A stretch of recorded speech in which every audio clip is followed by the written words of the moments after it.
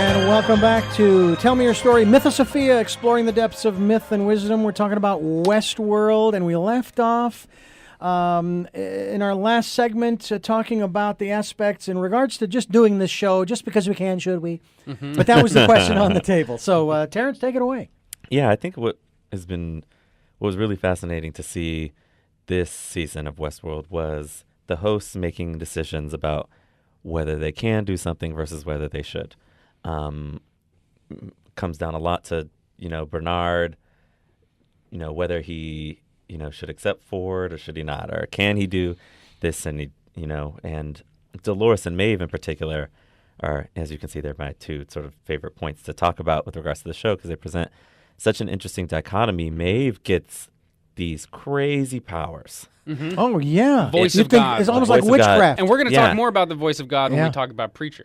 Yeah, like she can control the entire, everybody. She's like the server. Yeah, it's fascinating to watch. But in episode 5, which is where we went to Shogun World, one of my favorite, probably my favorite. Yeah. She has this moment where she can take her basically Rinko Kikuchi's character's counterpart, or like her counterpart, her Doppelbot. Yeah, can take her pain away about the situation, can give her powers, and she says no, and Maeve respects that. And you have Dolores, who, has this philosophy of not everybody's going to make it, but she really loves Teddy, and she wants him to make it. So she's like, even though she's like, I can and I should change you. Mm-hmm. But that's, we see that that's not the correct course of action to take, because in furthering her mission to get out, it might have worked. Right. But in furthering the mission of the hosts in general, trying to make it out, it's actually going against what she really wants to do. Mm-hmm. And there was a part of that interaction that at first I thought, wow, they must know something, because they put they gagged her so that she could not utter those words, cease motor functions. Right. Or whatever other phrases. Kill so everybody. it was as if they knew she had that power, and they weren't going to let her use it. And then later they literally singed their ears off. It's incredible. That was what was fascinating. But then it ended up being that she didn't need to speak, which is what I thought because she could transmit it, quote unquote, telepathically. Yeah, and that was really cool where it came on as a paranormal thing. She actually was able to telepath across the whole park. Yeah. Remember when you're saying, oh, she's talking to someone right now? She was talking to Akichita. And I also have this crazy theory, and I don't normally stray into fan theories, but I think there's a distinct possibility that she passed herself to her daughter. So that when her daughter escaped, quote, with her heart, she escaped with Maeve in her, so that Maeve can come back in that world. Well, in the ancient wisdom teachings, they call that bilocation. Bilocation, right. Distant viewing. And, that to me was really interesting. I was talking with a guy named, we had Jeff Kripal on a radio show talking about mutants and mystics. And I was on the phone with him his whole thing's about authorship. Yeah. And about a character going from being a victim to becoming an author. And of course we see this in these stories where they have an arc from being the victim's characters in a story to being the agents of choice, in fact, their own writers. And then, of course, you see the opposite, too, right, where the writer becomes his character. Yeah. So you see what's called a circumambulation. So two opposites become each other is a circumambulation. But there was a reason I was bringing that up, and I've totally lost it because I really wanted to tell you about the circumambulation. Is that along the same lines as the cameos of Stan Lee in his Marvel Comics movies? Oh, yeah, exactly. and then you're not quite sure why I was there. Oh, now I know what I was trying to bring up. Go for it. So Jeff... and now I lost it. No, I'm just kidding. Did I actually lose it again? I think I lost it again because I was so excited for having found it. No, what it really is that what Jeff talks about, he's an expert in the paranormal. Mm-hmm. And he says that it's really important. A lot of shows dismiss the paranormal and they make it horror or something like that. Right. This show, although it did turn it into a form of technology, which is in some ways to treat it as unreal, in another way, it really respected the paranormal and treated it as a real and functioning phenomenon within the story, where she was able to have telepathic, sometimes even powerful effects on people at a distance. Telekinetic, Yeah, right.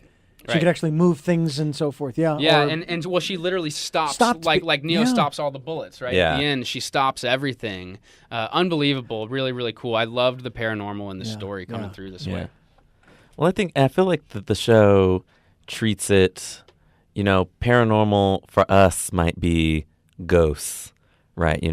Or witches and wizards, but paranormal in a world where you wield technology like it's nothing Yeah.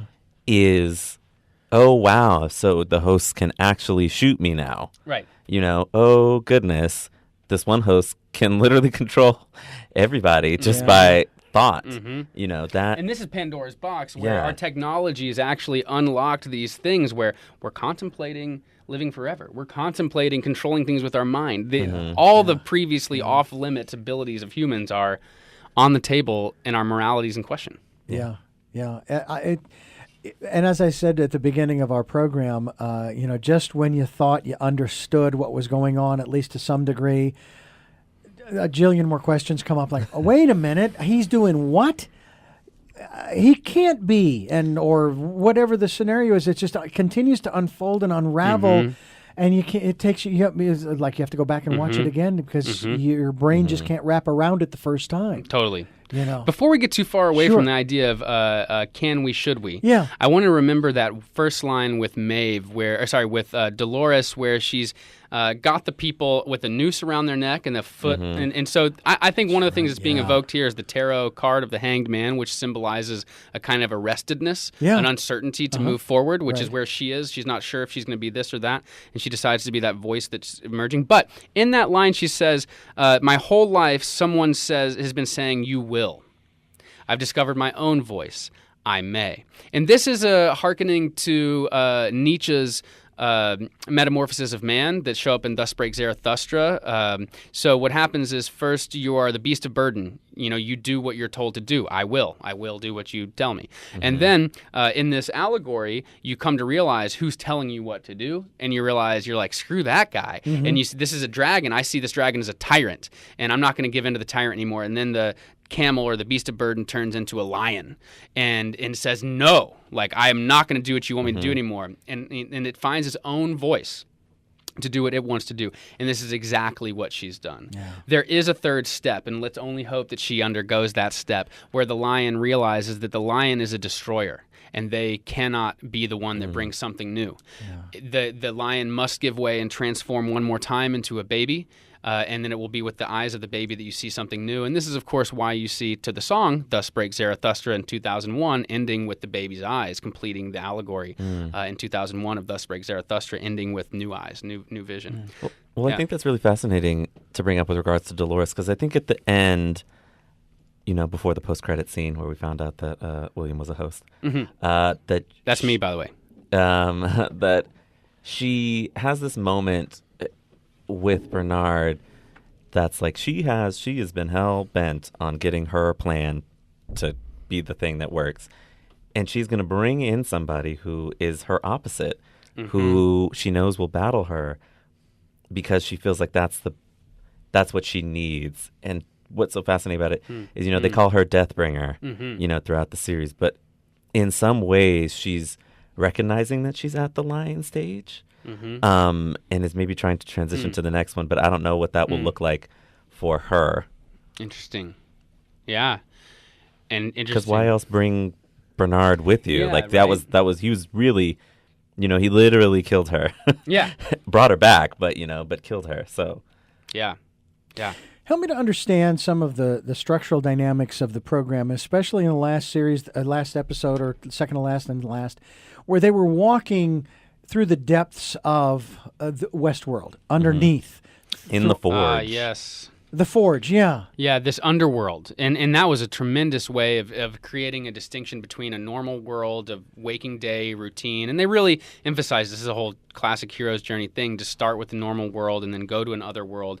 And they use that language a lot. Yeah. This is routine, repetition, whatever, and they start their episodes sometimes with that situation. But this underworld is tremendous, and it's symbolic of death, which is of course where we have this Orpheus journey into the dead. It totally is hell, and you have this great motif with Maeve acting out Christ, where in various times she quote harrows hell. This is when Christ saves all the people from hell, including Adam and Eve. And so you see this when Maeve in the first season leads the way out with all these people, or in the second season comes out of a tomb with a cross on it, leading people out and going from Eastworld back to Westworld. And you certainly see it with ultimately the harrowing of hell as she leads all the people out of Westworld with, I keep forgetting his name.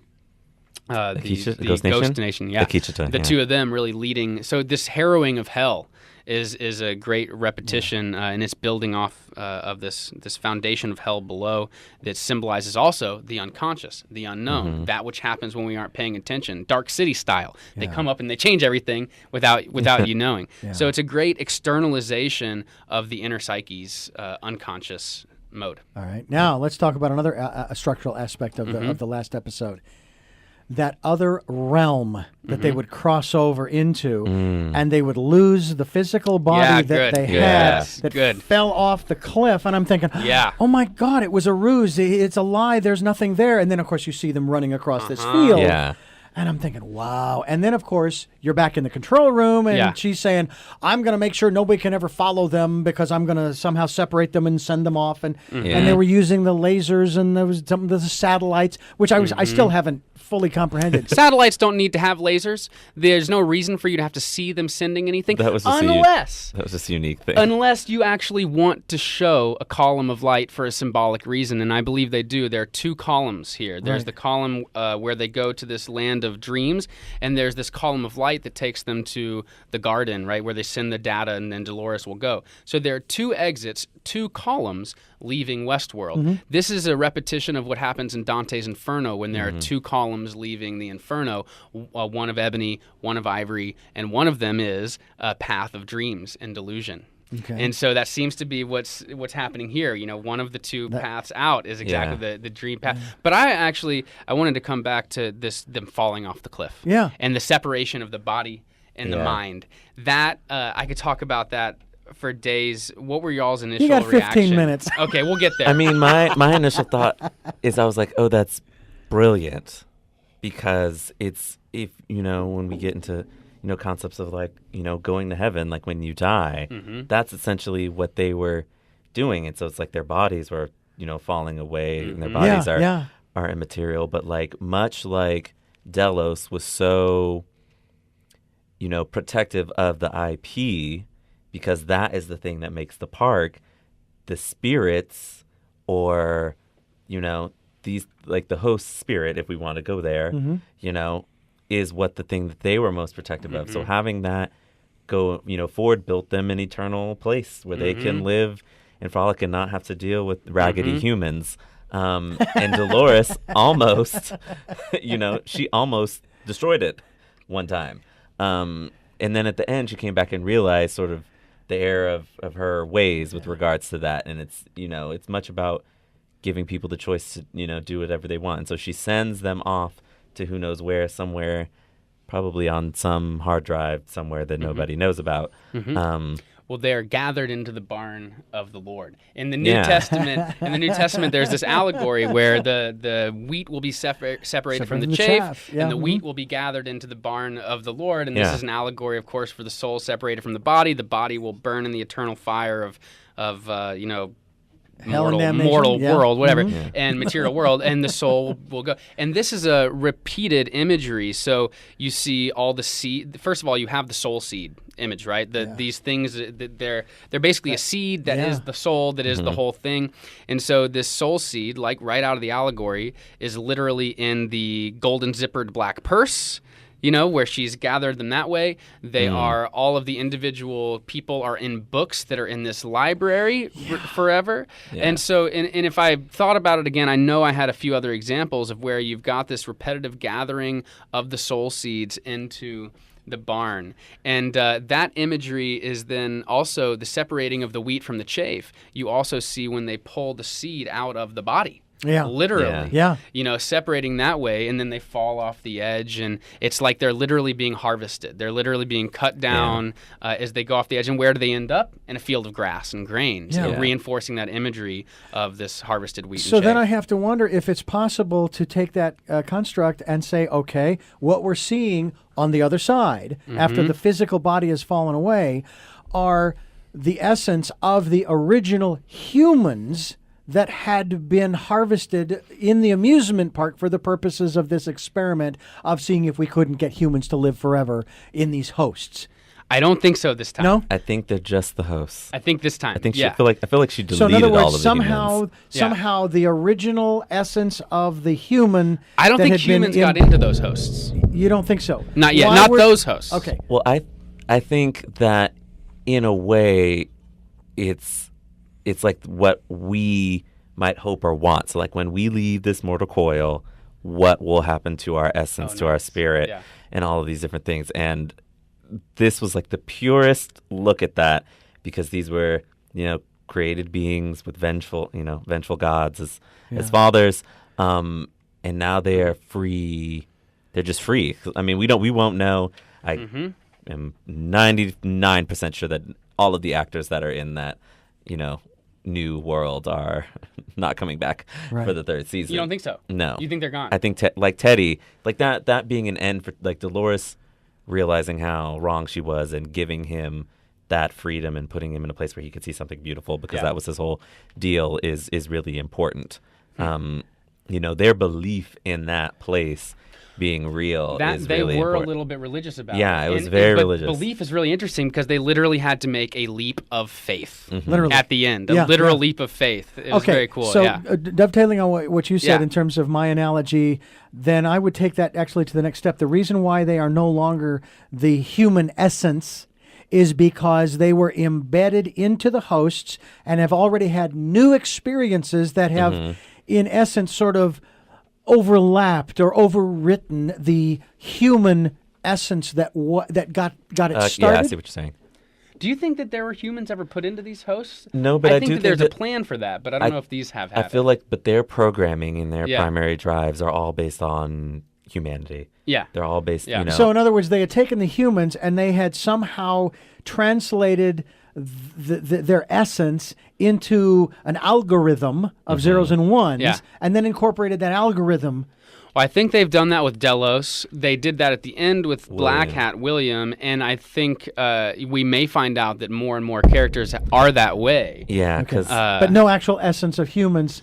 So In they not in the processed it. alphas. Yeah, I don't okay. think in the alphas. that Yeah. security, that security guard, Luke Hemsworth, has to be a host. He's got to be a host, That right? was too, that conversation where he realized that was Dolores. That he has to be. But the question is, was William originally a host sent to what's it called?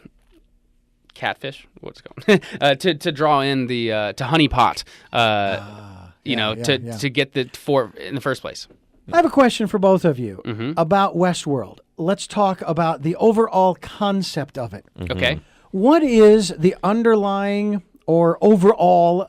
What's the message that is trying to be put forth from this? Because when I was watching a television series called Jericho, where you had you remember this? Jericho, yes. Okay. My first thought in the very first episode was, what is it that they are trying to prepare us for? What's going on here? This is not just a TV series, because I remember when that movie came out in the 80s, The Day After, with Jason Robards, about a nuclear explosion in the U.S. There was just all kinds of fervor. And, of course, they're just trying to get us to think that, hey, if this happens, this is the potential outcome. What's going on with Westworld? What are they trying to tell us?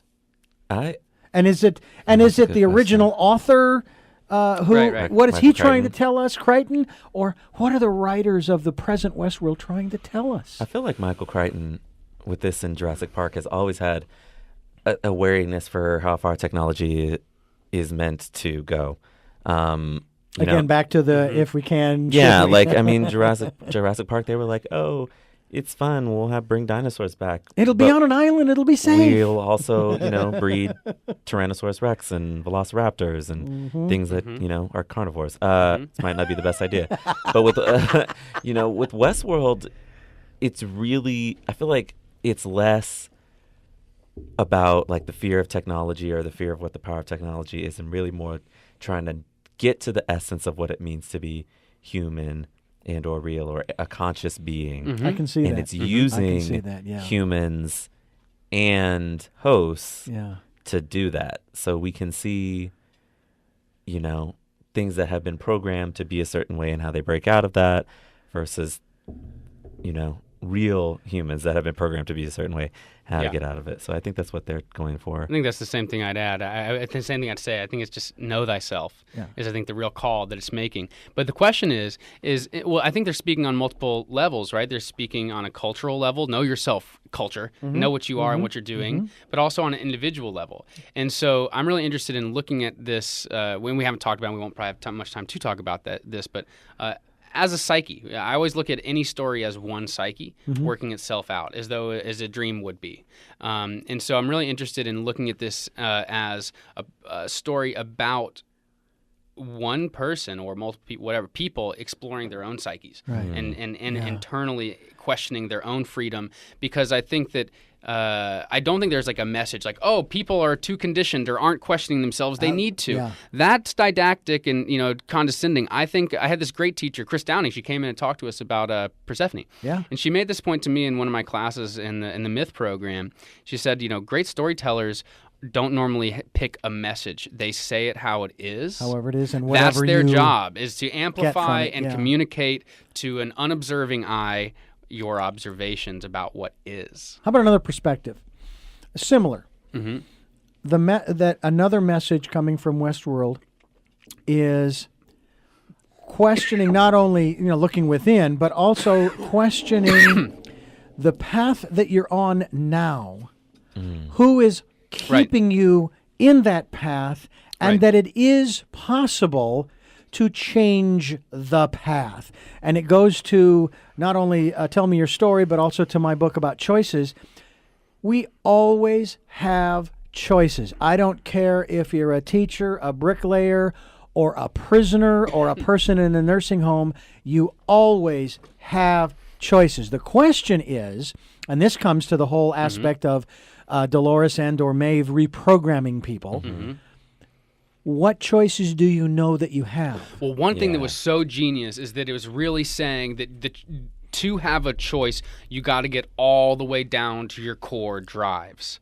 You've got to figure out what are the core things motivating me. And actually, I'm a big fan of Aldous Huxley, perennial philosophy, and mysticism. And one of the things that he really focuses on is, really powerful mystics tend to live by very simple principles. Incredible. We still have a few minutes left, but we're coming close to the end of this discussion, which is unfortunate because obviously we could continue on and go off in so many different directions.